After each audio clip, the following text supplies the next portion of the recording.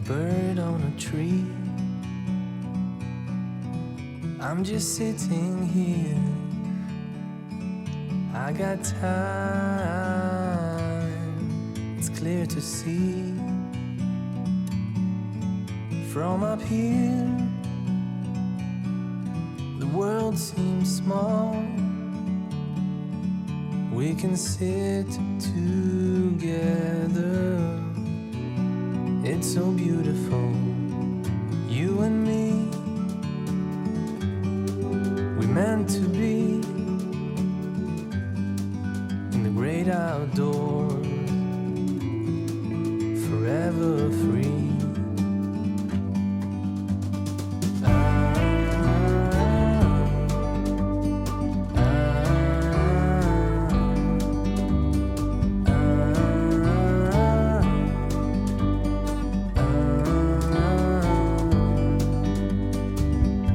Sometimes you need to go and take a step back to see the truth around you. From a distance you can tell.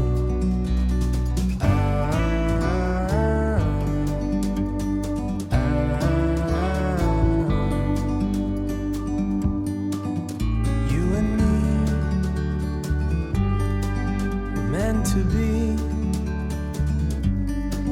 in the great outdoors, forever free. You and me meant to be in the great outdoors, forever free.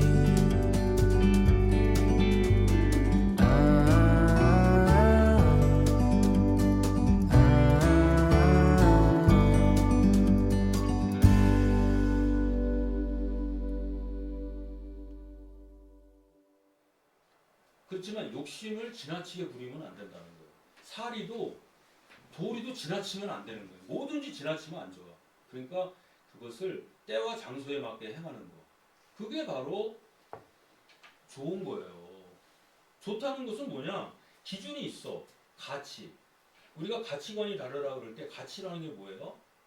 그 가치관이 기준이 되는 거예요. 그래서 그 가치에서 멀어지거나 가치에서 부족하거나 남게 되면 그거는 나쁜 거야. 그러니까 가치관, 이상도 똑같아. 내가 생각하는 이상. 또 선도 마찬가지야. 선이라는 게 뭐예요? 이상이요 가치잖아요. 그러니까 이제 우리가 마찬가지로 어딘가는 어떤 절대적 가치가 있다고 생각해요. 물론 있겠지. 그건 종교적으로 보면은 예수님이 말씀하신 절대적 가치가 있겠지.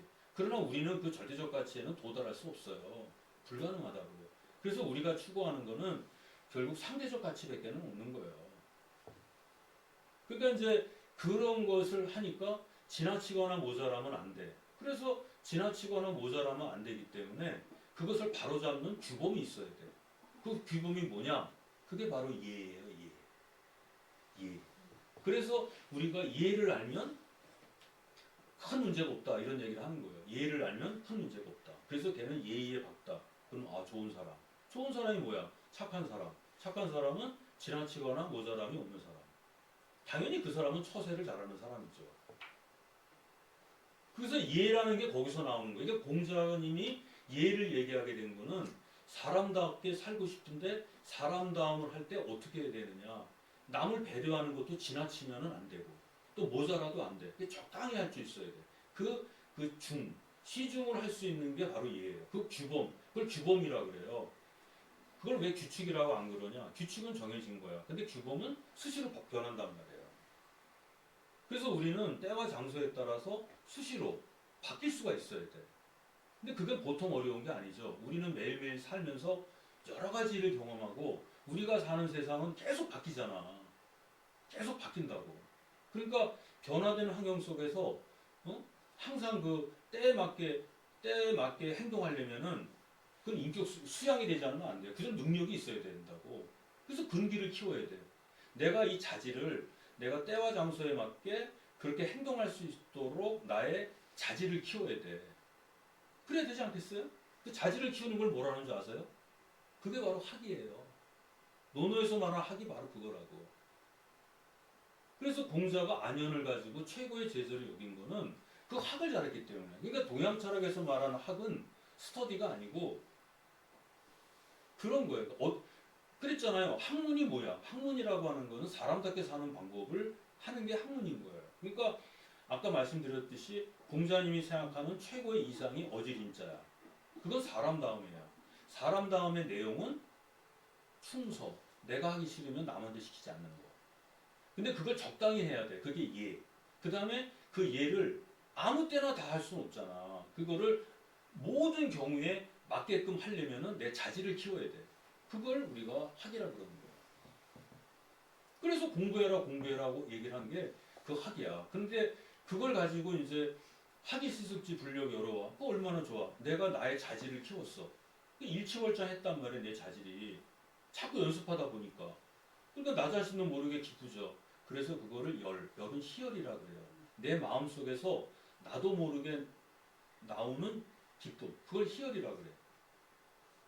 그리고 즐거울 낙자 있어요. 즐거울 낙자는 뭐냐면 막 사람들이 내가 이제 뭐 어제 수능을 봤는데 내가 만점을 받았어. 그래서 이제 동네 사람이 잔치를 걸어줬어. 그래서 아우 축하합니다. 그러고서 먼 데서부터 친척도 오고 그 유봉자 원방내가 그거야. 먼 데서도 오고 이 동네에서 오고 저 동네에서 오고 온 각지에서 와가지고 나를 축하를 해줘. 그러면서 사람들이 왁자지껄 떠들어. 그걸 보니까 내가 나도 모르게 좋은 거야. 그걸 낙이라 그래요. 즐거울 낙자. 아시겠죠? 열과 낙은 그게 다른 거거든.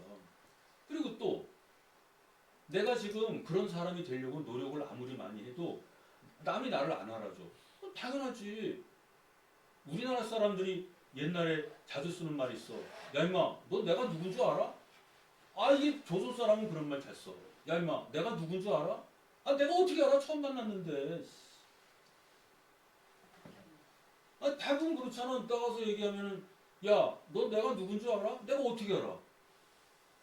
그 미친놈이지. 내가 처음 봤는데. 근데 우리나라 사람들은 항상 그 얘기를 하는 거예요. 너 내가 누군 줄 알아? 아, 지난번에 어디 갔는데 뭐 국회의원인가 뭐 국회의원 뭐 몇 번 했다 떨어졌나 어쨌나해서 내가 누군 줄 알아? 그래서 내가 네가 누군 줄 어떻게 알아? 임마 그랬지. 그랬더니 말아 그랬다니까. 그럼 뭐라 그러니? 네가 나한테 반말하는데 나는 너한테 왜 반말을 못하니? 그러니까 이게 내가 똑똑한 거는 나만 아는 거예요. 남은 모르는 거야. 근데 남이 나를 알아주지 않는다? 남이 나를 알아주지 않는다고 내가 화낼 이유가 뭐 있어? 오히려 내가 그 사람을 모르는 게 잘못된 거죠. 그러니까 남이 나를 알아주지 않는다 그래서 거기에 대해서 화낼 필요도 없어. 화내지 말라는 거예요. 그러면 분자가 아니냐? 그 뜻이야 그게. 그거를 학교로 초등학교로 가져가면 공자가 학교를 열었는데 그 학교에 꼬마애들이 들어왔어. 근데 걔네들한테 국어 영어 수학 가르칠 거야? 아니 저는 초등학교는 내가 안 가봐서 모르는데 대학은 가봤지만 애들 그 초등학교 1학년, 2학년, 3학년 애들한테 뭘 가르칠 거예요? 뭐 루소가 어떻고 칸트가 어떻고 이런 거 가르쳐요? 뭘 가르치죠? 얘들아 오늘 배운 거 집에 가서 열심히 연습해야 돼? 그 숙제 내주잖아. 그게 뭐죠? 학위실습지 불력 여러와가 그거야. 그리고 얘들아 친구들하고 싸우지 말고 잘 지내야 된다. 그래야 이 다음에 걔네들하고 좋은 사람하고 기억돼서 네가 성공했을 때 오는 거야. 그게 뭐죠? 인부지. 그게 유공자 원방의 불력 낙화야. 그 다음에 세상의 어떤 사람들의 평판은 경박하단다. 그 경박한 평판에 흔들리면 안 된단다. 알겠지? 그게 인부지 불원이면 불력분자 호화예요. 그러니까 제가 지금 오늘 배운 거 집에 가서 열심히 배우기, 친구들과 사이좋게 지내기, 세상의 경박한 평판에 흔들리지 않기, 그 세 가지를 공자 제자들이 자활 붙여놨잖아. 그럼 공자님 같이 위대한 분이 말씀하셨는데 그렇게 시정에서 하는 이야기를 하면 되겠어요? 그러니까 이제 문장을 가다듬는 거야. 학이 시습지 불력 여러 이런 식으로. 그래서 만들어진 게 논어예요. 뭐 논어가 별거야. 논어는 세상의 풍습을 또는 관습, 술속을 그대로 다듬어서 공자님 말로 격언화시킨 거예요. 맞죠? 오늘 배운 거 가서 열심히 익히다. 그건 좋은 말이잖아. 친구들과 사이좋게 지내라. 그리고 사람들이 뭐라 하더라도 그런 그 가벼운 평판, 경박한 평판에 흔들리면 안 된단다. 얼마나 좋은 말이야. 그것이 논어의 맨 앞부분에 가 있잖아요.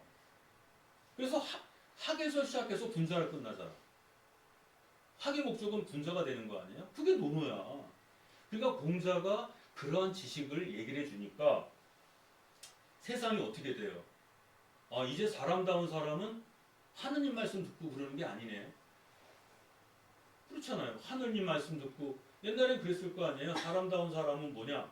그랬더니 뭐 제사 잘 지내고 예의 잘 지키고 뭐 그런 사람들. 산신령님하고 그 윤리라는 게 윤리하고 도덕은 달라요. 윤리는 에틱이라 그래서 에토스 환경에서 오는 거예요. 관습에서 온 게 윤리고 모랄은 도덕에서 머리에서 오는 거야. 그러니까 윤리와 도덕은 다른데 홍자님이 그 얘기를 딱 해줬단 말이에요. 그러니까 사람들이 이제 더 이상 관습을 따르려고 하지 않죠. 그때는 이제 나쁜 관습이 있으면 바꾸려고 그러지.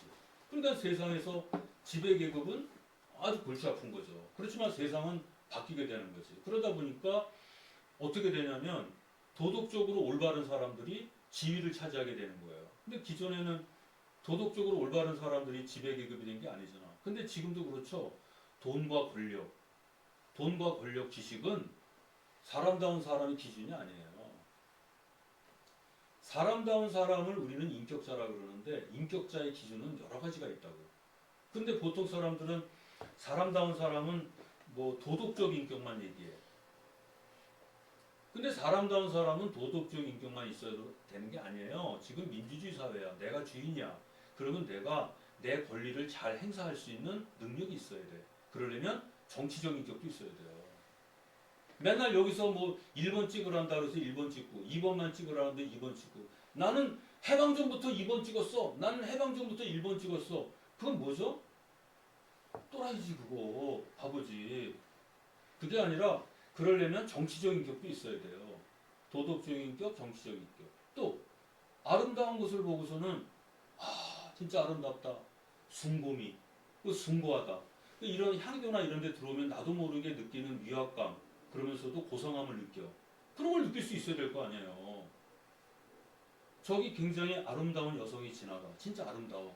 아 미인이십니다. 진짜 아름답습니다. 하면 그 사람도 좋잖아.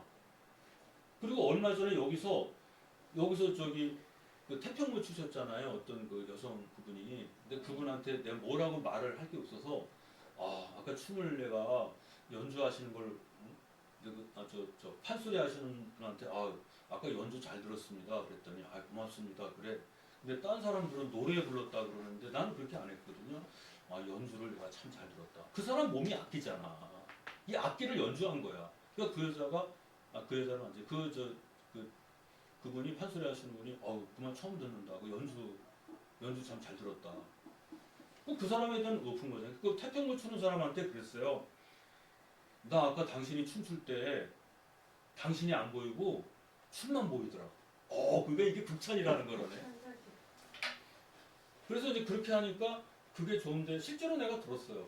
그게 좋은데 태평물 출 때 그분이 제가 그랬어. 시간과 공간 개념인데 그 시간 개념을 내가 거기서 공간 개념을 봤는데 시간 개념은 잘 모르겠다. 그 태평물 출 때 손을 위로 올리죠. 이건 하늘이야. 이게 땅으로 내리잖아. 막 춤출 때 올렸다 내렸다가 내리는 거는 땅이에요. 천지. 그리고 치마를 해가지고 막 돌리니까 넓어지잖아요. 이건 뭐냐면 그 치마 속에다가 우주 공간을 담아버리는 거거든.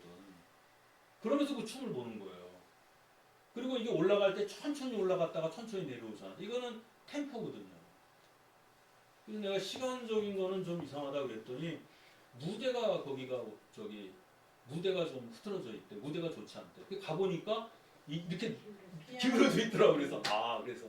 그래서 그분이 또 뭘 보셨어요? 그래서 나는 그 선생님의 그 춤추는 그 모습을 보고 동작을 보고 이제 그 현대무용을 했던 그 이사도라 덩컨 그걸 생각을 했다. 근데 그 이사도라 덩컨처럼 그 재현 말고 표현을 좀 하면 좋지 않느냐. 근데 자기가 이제 그런 생각을 한대요.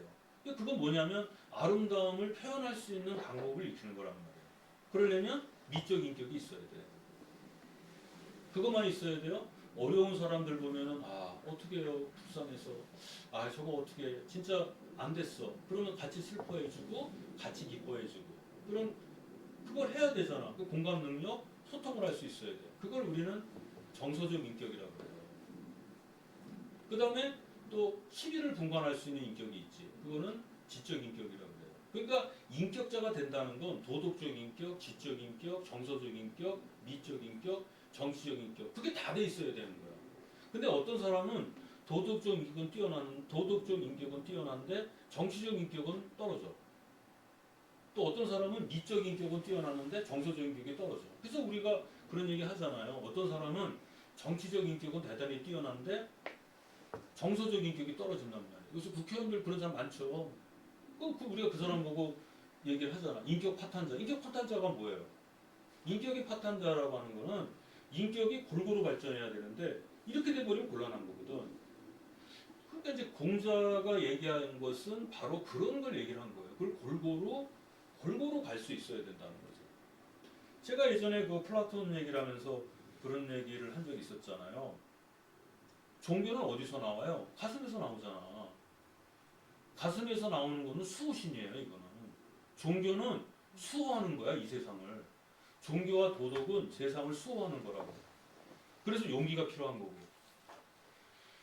머리에서 나오는 건 뭐냐면은 시비를 분간하는 거예요. 그러니까 학문, 이성. 그래서 진을 추구하는 거 아니에요? 진, 선. 내장은 욕망이지. 미, 욕심이 많으니까. 그러니까 진선미가 되는 거예요. 그러니까 칸트 같은 경우도 순수 이성 비판, 여기 머리, 가슴, 실천 이성 비판, 종교, 그 다음에 판단력 비판. 그 세 개 다 쓰게 된 거예요. 그러니까 진선미가 다 있어야 돼. 그걸 진선미 합치면 뭐가 예요? 인간이라는 무엇인가가 되는 거예요. 그러니까 인간이라면 진선미가 다 갖춰져야 되는 거예요. 공자님이 얘기하는 거는 바로 그런 전인적 인격인데 그런 걸 자꾸 얘기하니까 어떻게 되겠어요? 세상이 변하는 거예요.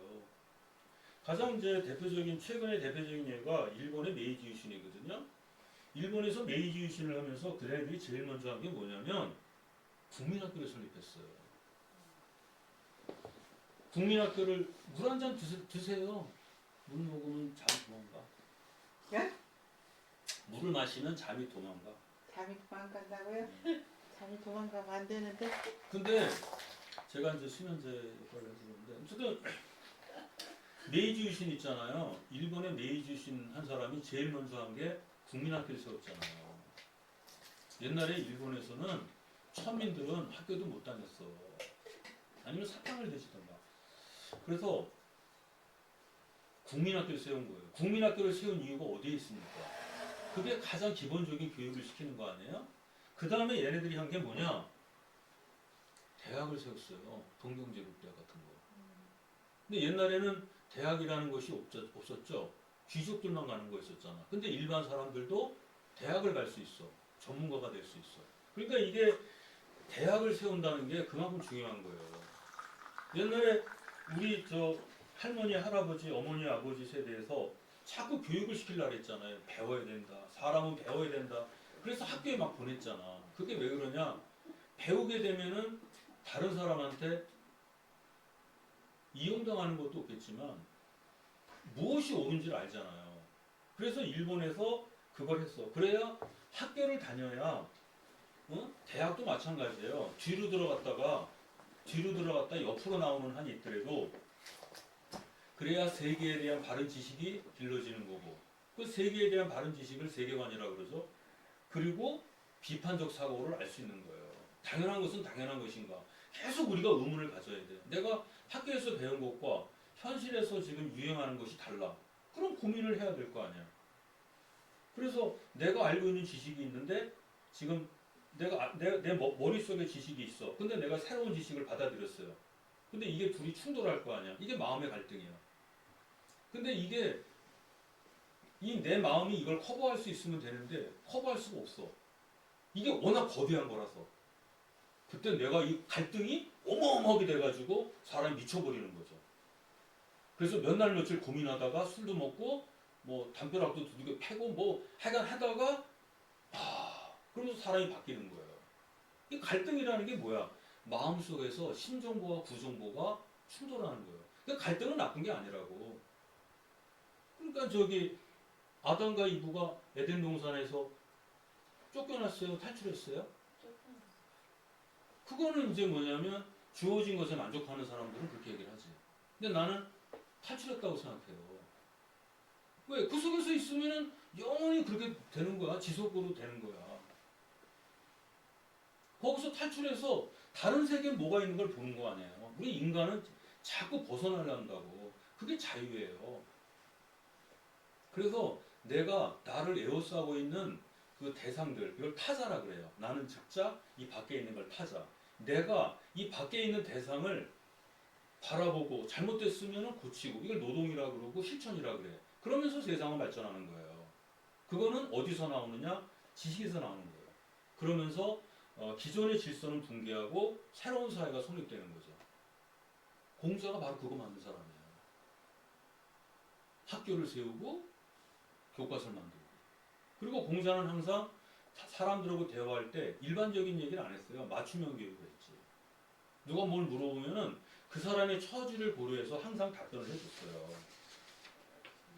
그래서 공자가 위대한 거예요. 왜냐하면 중국이라고 하는 사회가 공자가 등장한 거와 공자가 등장하기 이전과 등장한 이유가 변하거든. 그래서 그거를 우리는 공자님이 오시면서 순추전국 시대가 대혼란이 온 거 아니에요. 그 공자님의 제자들이 우리가 보통 보면 72명이라고 그러는데 역사에 보면 3,000명이라고 그러잖아요. 좀 구라가 좀 심하지만 예를 들어서 72명이다. 그 전문적 지식을 배운 사람이 72명이래. 그러면 대충 배운 사람도 한 100명은 넘을 거 아니에요. 걔네들이 중국 각지로 다 퍼져나갔어. 그래서 야 그거 아니래. 내가 우리 선생님한테 배웠는데 그거 아니래. 그래? 진짜 그래? 그러면서 사람들이 말 퍼뜨리는 거죠. 그건 진짜가 아니래. 야 그 동네에서는 말이야 쌀한가마를 세경을 5가마 준대. 근데 우리 동네는 왜 3가마 줘? 그러면서 이제 바뀌는 거 아니에요. 제가 옛날에 대학 다닐 때 하숙집을 하는데 반상회를 했어. 이 반상회가 무서운 거야. 왜냐하면 반상회 하기 전에는 우리 하숙집에서 계란을 2번 줬거든요. 2개. 근데 반상회 딱 하고 나서 하나를 들었어. 아줌마들 결혼하니까. 그러니까 이게 정보라는 게 이게 무서운 거예요. 그러니까 사실은 공자님이 나타나면서 지식이 대중화되는 계기가 이렇게 된 거죠. 그러면서 예전에는 혈연으로 규천이 결정됐어요. 혈연으로 규천이 결정됐거든. 근데 그 뒤에서는 어떻게 돼요? 도덕과 능력으로 규천이 결정돼요. 우리가 어지련자 있죠? 어지련자가 원래는 어질다는 뜻이 아니라 그 신하신자는 이렇게 절을 하는 모양이에요. 옆에 있는 거는 이제 이게 말할 때 어구하는 거고. 그 다음 밑에 뭐가 있어? 초계패자 있잖아. 그죠? 초계패는 돈이잖아. 돈 위에서 굽신하는 사람. 그러면 이건 뭐죠? 기능인이죠. 재주 가지고 있는 사람. 그래서 공자 다음에는 누가 숭상받아요? 그런 사람. 그래서 묵자의 사현론이 나오는 거예요. 그러면서 세상은 바뀌는 거지 이렇게. 그러면서 군자라는 개념도 바뀌게 되지. 군자라는 뜻이 원래 뭐야? 자는 경칭이에요. Sir, 마님 이런 뜻이에요. 군이라는 걸 파자하면 회초리를 들고 말하는 사람이야. 지배계급이겠지. 그래서 나으리 이런 뜻 아니에요 그게. 근데 나중에서는 돈과 권력과 지식을 갖고 있는 사람이 지도자가 됐는데 그게 아닌 게, 그러니까 그게 아닌 거잖아. 도덕적으로 훌륭한 사람이 이제 지도자가 되는 거 아니에요. 그러니까 어휘가 바뀌는 거야. 그러니까 혈연이 좋은 사람, 그러니까 핏줄이 좋은 사람이 군자가 됐는데 공자가 나타나면서 바뀌어버리는 거예요. 아니거든. 지식과 사람다움이 돼야 돼. 그러니까 도덕적인 사람이 군자가 되거든. 그러니까 어휘가 바뀌어. 어휘가 바뀌는데 언어라는 것 속에는 우주의 질서가 담겨 있어요. 지금 여러분도 아버지라는 생각을 해봐. 그 아버지란 말만 써요? 아니잖아. 아버지라 그러면은 아버지라는 개념 속에 아버지의 모든 것이 다 들어가 있다니까. 엄마 그러면은 엄마에 관해서는 각자의 경험뿐만 아니라 엄마의 보편적인 것이 다 들어가 있어. 그걸 개념 실제론이라 그래요. 중국의 글자는 그렇게 돼 있는 거거든. 그러니까 이제 그런 것이 바뀌는 거예요, 세상이. 바뀌다 보니까는 세상이 이제 격동을 하게 되지. 격동을 하면서 혼란이지만 혼란 속에서 이제 인간의 지위는 점점 더 상승하게 되는 거고 그러면서 역사는 점점 더 사람다운 사회로 변해가는 거예요. 근데 그게 이제 역사는 항상 발전만 있는 건 아니잖아요. 그러다 보면 역사가 거꾸로 가기도 하겠지. 그러다 보니까 진시황이라든가 저기 한나라 때 그런 규칙적인 것도 나오게 되는 거죠. 그리고 사회가 발전하면 이제 사람을 다스리는 거는 한계가 있어. 그래서 법과 제도로 사람을 다스리게 돼. 그래서 제도와 인간의 갈등이 생기죠. 그래서 거기서 제도의 본성 문제가 생기는 거예요. 사람을 통제하는 데는 뭘로 할 거냐? 그 사람을 신뢰한다면 교육을 시켜야 돼. 근데 교육으로는 한계가 있거든. 그러니까 이제 법과 제도를 가지고 하게 되죠. 그러니까 법과 제도가 인간을 통제하잖아. 악법이 생겨나고. 그래서 이제 우리는 법과 제도를 바꾸려고 그래요. 그래서 인간화된 제도를 만들려고 그러는 거예요. 인간적인 제도. 근데 사실 인간적인 제도는 없어요. 제도라는 게 원래 인간을 통제하려고 만든 건데 뭐. 그러니까 그렇지만 전부 다 이렇게 인간적인 걸 만들려고 지금도 계속해서 법을 바꾸잖아요. 근데 이제 제가 봐서는 이제 공자님 시대에는 이제 그런 것이 아니냐 그런 생각이 들고 오늘날에 와서는 이제 인터넷이 등장하고 네이버 백과사전 등장하고 그러면서 언론이 막 활성화되어 있잖아요. 그러니까 민주주의 사회에는 가장 기본적인 게 언론이에요. 말할 수 있는 자유가 있어야 돼. 그래서 언론이 자유롭지 못하면 민주주의 사회나 근대 사회는 절대 나올 수 없어요. 근대 사회는 옛날 사회는 절대가치 사회예요. 근데 근대 사회는 다가치 사회잖아. 지금은 가치관이 다 다르죠. 도레미파솔라시를 생각해 보세요. 도 그러면은 한 개의 음만 나오면은 답답해. 음악도 아니야.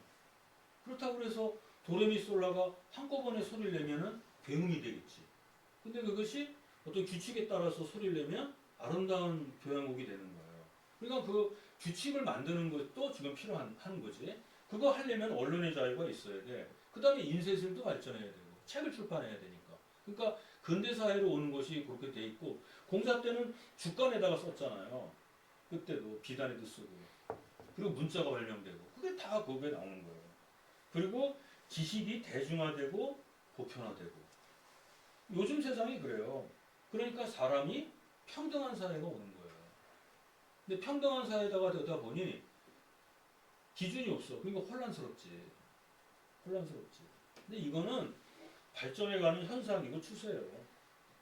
근데 지금은 점점 더 발전해가지고 이제 이상한 사회가 됐죠. 반이성주의 사회가 됐는데 그걸 이제 포스트 모더니즘이라고 하는데 그 포스트 모더니즘의 정체에 대해서는 제가 다음 시간에 그걸 할 거예요. 다음 시간에 하기로 하고 오늘 제가 보면은 공자님이 위대한 이유는 왜 그랬을까? 옛날에는 학교가 없어. 주자는 물론 옛날에 학교가 있다고 얘기를 했었어요. 근데 노예들한테 무슨 학교 시켜? 중국의 예를 들게요. 중국에서 신해혁명이 1911년에 일어날 때 그때까지 중국의 문맹률이 96%야. 근데 무슨 학교가 있어요? 우리나라도 구한 말에 문맹률이 거의 80% 90% 됐을걸. 요즘 할머니들 한글 모르는 사람도 있잖아요. 저희 어머니 때가 지금 85세, 좀 살아계시고 90 가까이 되셨나? 모르겠냐, 어머니. 뭐 무슨 짓이. 근데 그 어머니 또래도 동네 보니까 초등학교 나온 사람 없더라고, 거의. 난 시골이라서 그런지 몰라요. 그럼 옛날엔 초등학교만 나오면 대단한 거 아니에요. 그 초등학교 나와가지고 서울 가서 고무줄 장사하고, 응? 구두 닦고, 그 다음에 언론인도 하고. 언론인이 뭐야? 신문 돌리는 게 언론인이지. 한 놈이 내 친구가 시골에 있는 애가 그러더라고. 너 뭐 되는? 나 언론인이야. 그래서 너 무슨 언론인이야? 그랬더니 자꾸 언론인이래. 그래서 옆에서 너만 신문 돌리지. 그럼 신문 돌린다 그래. 언론인이라 그러지 말고. 새끼가 그냥 네가 지국장이래 또 지금.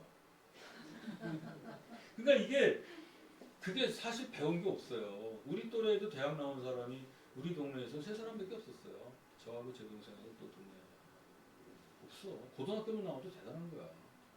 그리고 먹고 살 게 없잖아요. 그때는 새마을운동 전에 한마지기가 200평인데 200평에서 쌀 2가마밖에 안 나와. 그럼 그 중에 한 가마는 지주줘야죠. 소장농이니까. 그러면 예를 들어서 200평인데 만약에 내가 2,000평을 한다. 2,000평을 하면은 2,000평임을 하면은 뭐 100마직이잖아요. 그럼 쌀이 200개만 나온다? 그럼 100가마 줄 거 아니야. 100가마 지주한테 갈 거 아니에요? 또 세금 내야지. 그리고 나한테 떨어지는 거는 한 30가마, 30가마도 안 되는 거예요. 그 비료값 들지 뭐 내지 그러니까 안 되는 거야. 가난한 사람은 계속 가난한 거예요. 그러니까 이제 그런 데서 무슨 학교를 가냐고. 초등학교 나오고 바로 그냥 가지. 그러니까 이제 뭐 저기 위성도시 뭐 성남이라든가 무슨 뭐 영등포라든가 무슨 구리 뭐 저기 구로구라든가 공단에 가서 일하는 거고 여자애들도 학교 나오면 다 거기 가잖아. 아니면 뭐 파출부나 가정부로 가고. 그래서 이제 YH 사건 같은 것도 터지는 거 아니에요? 그게 노동착취 이런 얘기 나오고 전태일 열사가 이제 노동 한복판에서 자기 몸에 불 지르고 너무 힘드니까 그 빨간 꽃, 파란 꽃, 노란 꽃, 그 노래 있잖아요. 그런 게 막 나오는 거야. 어쩔 수 없어. 그거는 그런 시대가 그때 했는데 그때 무슨 문맹이 무슨 그때 무슨 주자가 그런 얘기를 해요. 뭐 옛날에 학교가 있어가지고 뭐 다 배우긴 뭘 배워? 노예들한테 뭘 가르쳐요? 아무것도 없는데. 그런데 그 교육이라는 게 그만큼 중요한 거죠.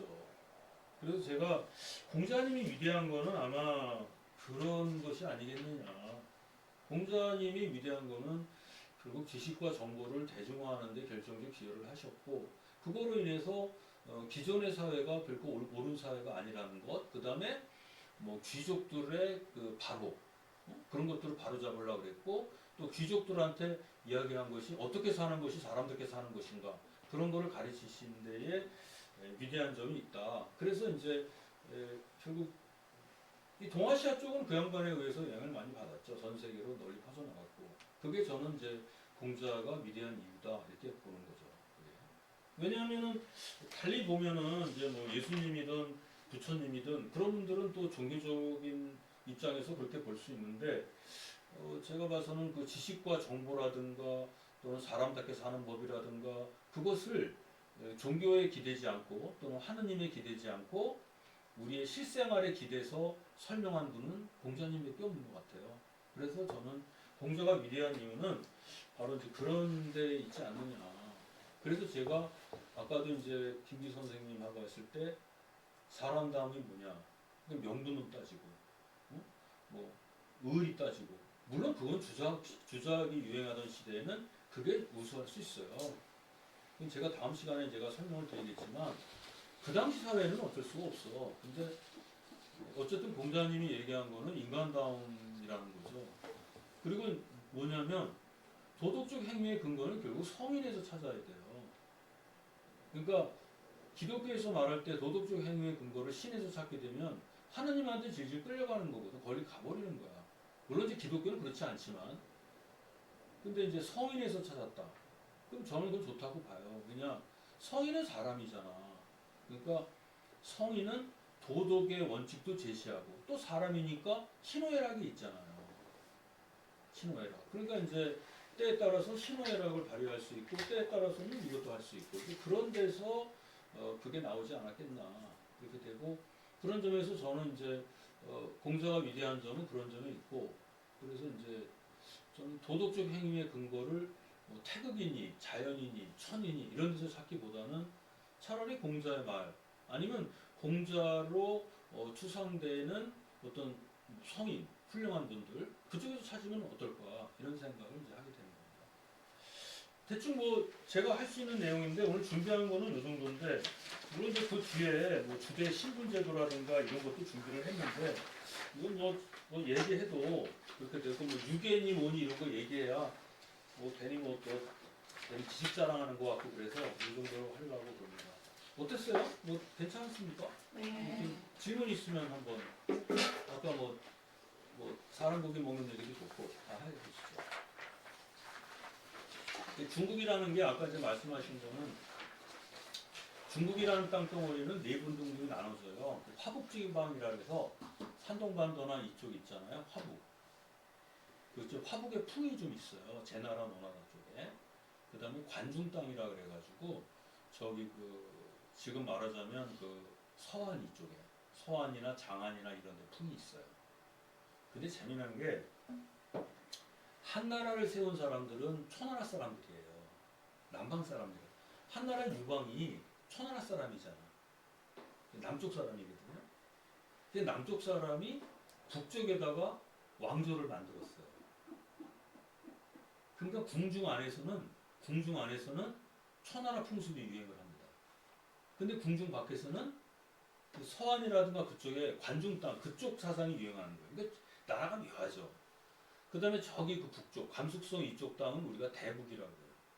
그래서 산동지방 사람들, 이 산동지방 사람들은 뭘 중시하냐면 이런 어떤 도덕이라든가 친척, 관습 이런 걸 중시 여겨요. 효제 이런 걸 중시 여겨요. 거기 아무래도 제나라 노나라는 공자 영이니까. 그 다음에 관중 땅 사람들은 이제 벼슬이 높은 걸 중시 여겨요. 벼슬이 높은 거. 벼슬을 많이 하더라고요. 그 다음에 대북 사람들은 북쪽이라서 이제 유목민족하고 전쟁하니까 이런 칼 쓰고 이러는 걸 중시하고. 그 다음에 강남지방, 해수 이남 사람들은 뭘 중시했냐? 거기는 고아한 거, 고운 거. 아까 초사 있죠? 시경은 모두 네자 이렇게 돼 있어요. 그래서 당당당당, 당당당당. 굉장히 우렁차죠. 당당당당, 당당당당. 근데 초사는 5자야. 당다라당당당 이렇게 부드럽잖아. 그러니까 남방은 부드럽고 북방은 강건하고 이런 것들이 조화를 이루는 거예요. 이게 문학에서도 나오는 거죠. 그래서 이제 그런 것이 그쪽의 지역색인데 그래서 각 지방의 문화도 달라져요. 사람다운 것도 달라지고. 네. 그리고 이제 풍이라고 하는 것은 시대 정신을 풍이라고 그래요. 그러니까 어느 시대를 움직이는 풍이 있어요. 풍이 있다고 그러잖아. 그 시대 정신. 속이라는 것은 지역적 개념이에요. 경상도의 속이 다르고 충청도의 속이 다르잖아. 그렇지만 그게 합쳐지면 풍속이라는 게 속이 다르다 하더라도 그것은 하나의 일관된 풍을 띠고 있어요. 그런 점을 가지고서 이제 보면 돼요.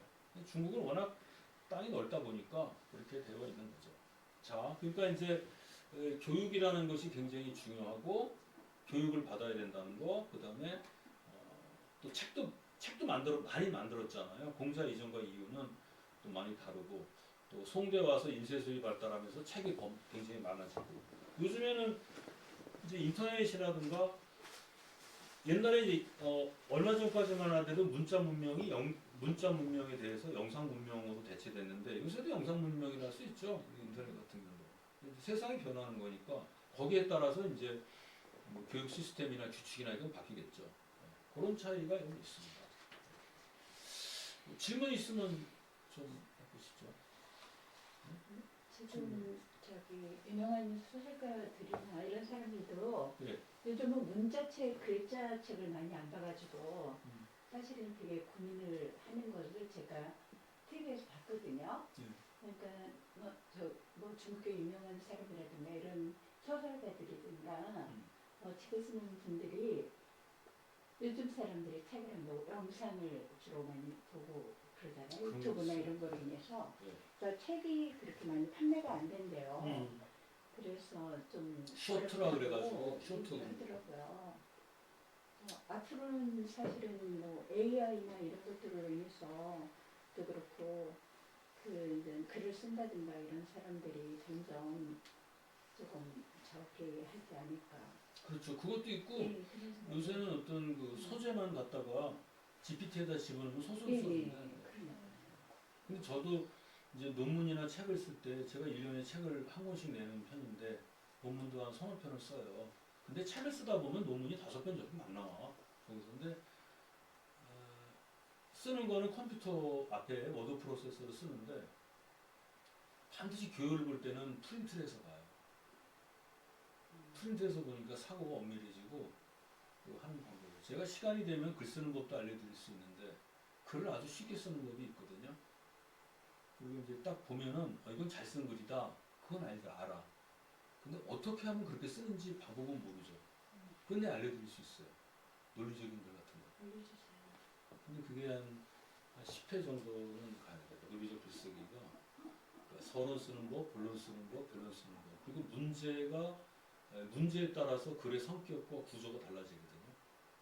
이런 거예요. 예를 들어서 자전거가 되려면 자전거의 구조를 갖춰야 되잖아. 그죠?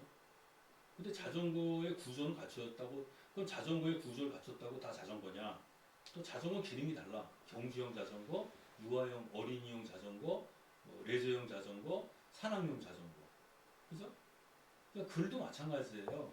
글은 문법적 구조를 갖춰야 글이 되는데 글을 용도에 맞게 써야지. 설명할 때는 설명할 글, 뭐 주장할 때는 논설문, 묘사할 때는 기술문. 그거를 적재적소에 쓰는 방법을 익혀야 돼요. 그다음에 구성도 해야 돼요. 예를 들어서 뭐 좋은 소설은 우리에게 어떤 즐거움과 어떤 유익함을 주는가. 그거를 쓴다 그러면 굉장히 어려워. 그러니까 소설도 단편 소설, 중편 소설, 장편 소설이 주는 즐거움이 다 달라. 그죠? 그걸 무시한다면 왜 무시하는지. 또 거기서 좋은 소설이라고 돼 있어. 일반 소설이 아니라. 그럼 좋은 소설과 나쁜 소설에 구분을 해줘야 돼. 무시하면 또 무시해야 되고. 또 소설이 주는 즐거움인데 소설은 또 시라든가 희곡이라든가 숲이라고 또 달라. 그죠? 그 차이점이 또 써줘야 될 거 아니에요. 그러니까 범위가 굉장히 좁아지죠. 그 다음에 이제 거기서는 즐거움과 유익함인데 그 문장에서는 유익함을 뒤에 쓰라는 거예요. 글이라는 거는 상승 효과가 있어야 되거든. 그래서 보세요. 같은 사건이라도 우선, 그러니까 첫째, 둘째, 셋째, 넷째, 이건 나열하는 형이야. 근데 만약 그것을 우선, 또한, 뿐만 아니라 무엇보다도 심지어는 이렇게 올라가면 상승 효과가 나잖아요. 그 내용 따라 다른 거고. 그런 기술법이 있어요. 그래서 그런 글을 잘 써야 이 책을 딱 보면은 금방 이해가 되는 거예요. 그런 글 쓰는 법도 익혀야 되는데 그것도 사실은 그게 규칙이거든요. 그걸 익히면 그걸 글로 쓰면은 글이 되는 거고 음악으로 표현하면은 음악이 되는 거고 그림으로 표현하면 회화가 되는 거예요. 그래서 그 구성 능력, 그거는 익힐 필요가 있죠. 그건 지적 능력에 속하는 건데 여기는 이제 그런 향교는 그런 게 아니라서 근데 없죠. 근데 예전에 그런 책을 한 3권 정도 썼거든요. 그것은 한 20억 정도 벌었어요. 1920년도에. 아니, 1920년, 2000년, 1998년, 그래서 2000, IMF 극성을 부릴 때 굉장히 돈을 많이 벌었죠. 그걸 갖고. 근데 그거 다 까먹었지. 어디다 까먹었어요? 세상이 너무 어디다 까먹었어요? 사업하다가. 내가 저기 한 재산이 많았었죠. 너 대단한 사람이었어요. 이제. 무슨 사업? 마무리하고 얘기하자. 네. 그 마무리하고 얘기를 해야 돼. 그래서 질문 뭐 없으면 이렇게 하고 다음 주에는 이제 현대 사회가 지금 많잖아요. 양극화 문제라든가 또는 이런 사회를 어떻게 살아갈 건가. 그래서 그 포스트 모더니즘하고 그런 것들을 비교를 해서 그런 사회에서 우리는 어떻게 살아가야 되나. 그리고 우리 사회가 그렇게 이기적인 사회가 된 이유가 뭐냐. 그러니까 어떻게 하면 이 사회를 극복할 거냐. 그거를 이제 원인과 결과를 분석해서 정리하는 시간을 갖도록 하겠습니다. 네. 늦게까지 이야기 들어주셔서 고맙고 수고하셨습니다.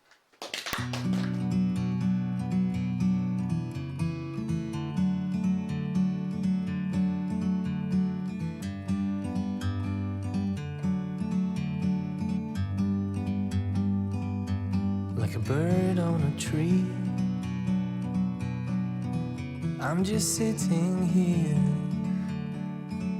I got time, it's clear to see. From up here, the world seems small. We can sit together. It's so beautiful, you and me. We meant to be in the great outdoors, forever free.